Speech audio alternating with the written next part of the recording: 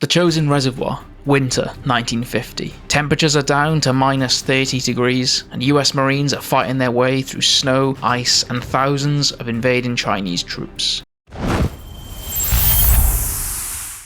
Alright, today we're building a Chosin Reservoir diorama featuring US Marines and a Pershing tank pushing through a frozen landscape. We'll be starting with the Marines. Now the uniform colours are pretty straightforward actually. Early 1950s Marines were still wearing gear that's very similar to the end of World War II. So that main uniform is olive drab, trench coats are a little lighter, and webbing gear is a bit darker khaki. Not too much exotic.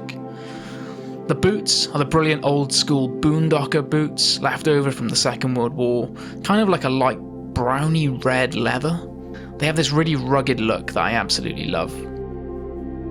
But one of my favourite details of US Marines from this period and the Second World War is the helmet camo. It's just so iconic. Similar in spirit to the British paratrooper camo from World War II, or even some German camo patterns, it's a really recognisable design from the era. So I really wanted to make sure that I captured that properly. The technique that I did this with is fairly simple. I start with a base of olive drab, lightened very heavily with a buff colour to create a sort of sun-bleached effect. Probably about 40% lighter than normal olive drab, or 30%, or I don't really know the percentage, as we all know that 90% of statistics are made up anyway. So once that base is down, I go in with a mixture of greens, browns and buff tones to create that camouflage pattern. And at the end, I glaze over the whole helmet with a very thin olive drab mix, just to tie all those colours together. Onto faces. Now, faces. Faces are something that I've never been particularly good at, and I'm definitely still learning. I tried really hard on these, and I still don't think they're perfect. So please let me know in the comments what you think, or if you have any good techniques for painting faces. I know Sprues and Brews does excellent tutorials on this, and I did try following one of those, but halfway through I decided to try my own thing, and I completely forgot everything that I'd learned up to that point. So that's on me. Sprues and Brews tutorials I would highly recommend if you want to see how to do faces correctly.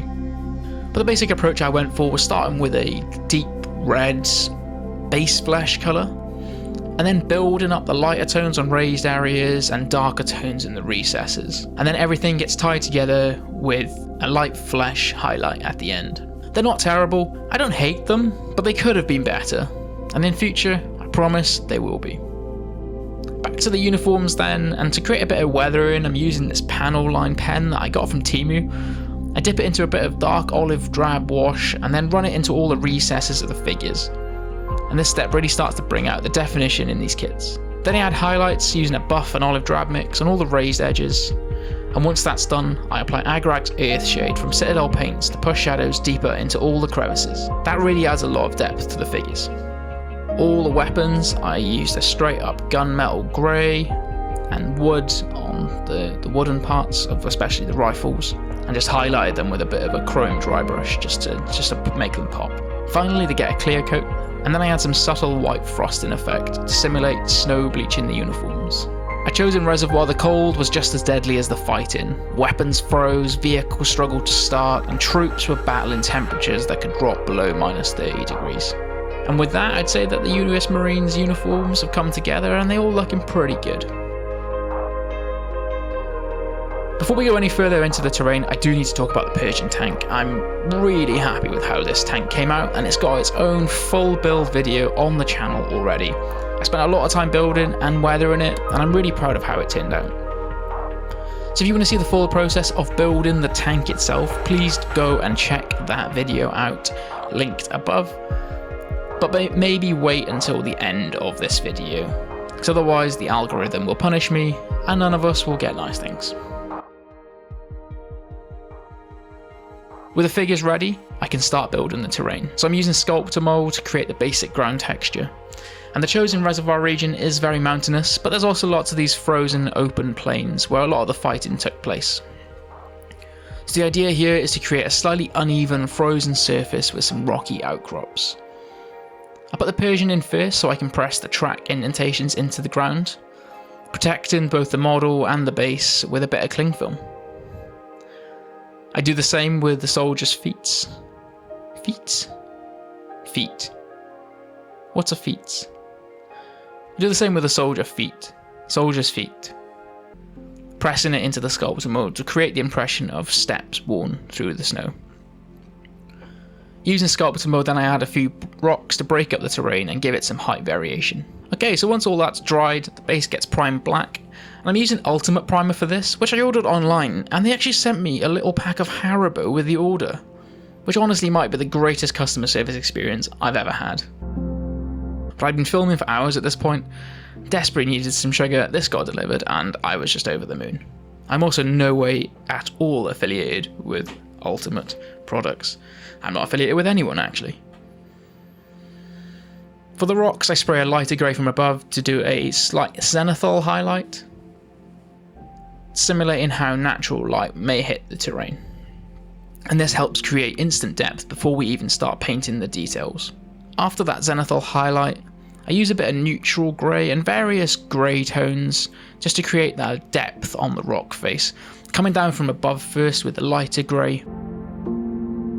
Trying really hard to avoid getting it on the underneath surfaces so that we keep that shadowy effect that we created before. And then finally I dry brush a very thin amount of deck tan just on the very tips to create what looks like a snow frosted effect across the tops of the rocks. Over to the tank tracks now, and this part was a bit chaotic. So I started with a layered paint technique to create that churned up terrain, and I thought it looked great, but then I decided to go a step further, and I mixed up some pigment powder with some crushed chalk to create a muddy frozen ground effect, but by doing that I completely lost the tank track impressions.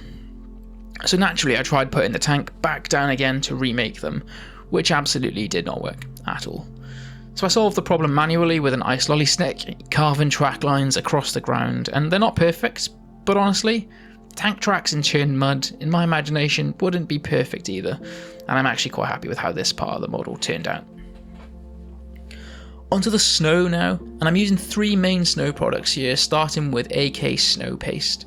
Now this stuff is brilliant. It has a thick yogurt-like consistency that lets you build up that proper snow depth.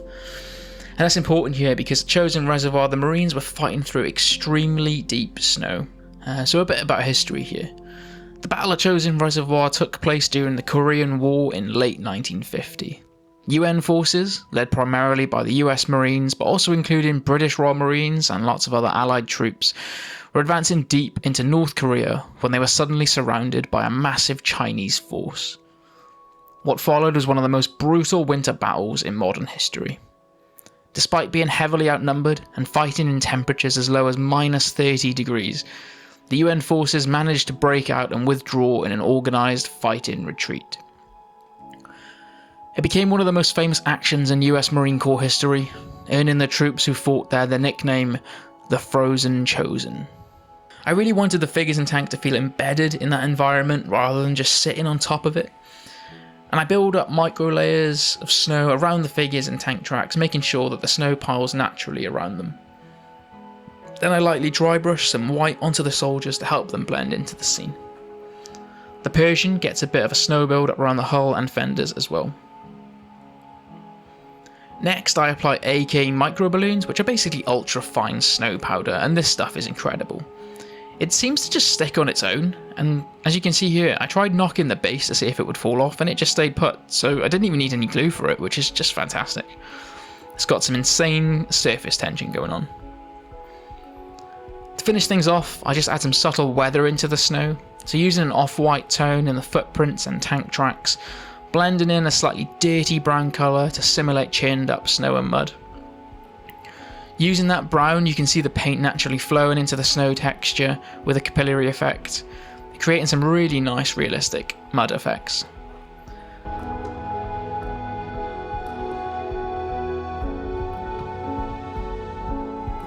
Finally, I add a bit of a light frost effect on the rocks and vehicles. I'm not very experienced using this stuff, it's the Vallejo Frost Special Effects paint,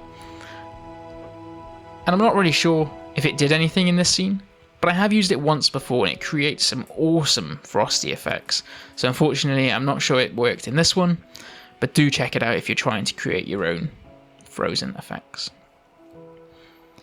After another final dusting of snow powder over the tank and terrain, I think it's all come together really well, and at this point, I think it's ready for the showcase.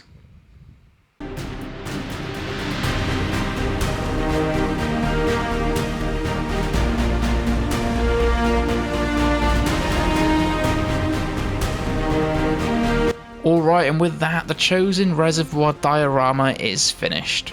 If you enjoyed this build and want to see how the Pershing tank itself was built and weathered, then please do check out that full build video on the channel now, and please do subscribe to the channel for more exciting builds coming in the future. Thank you so much for watching. Until next time.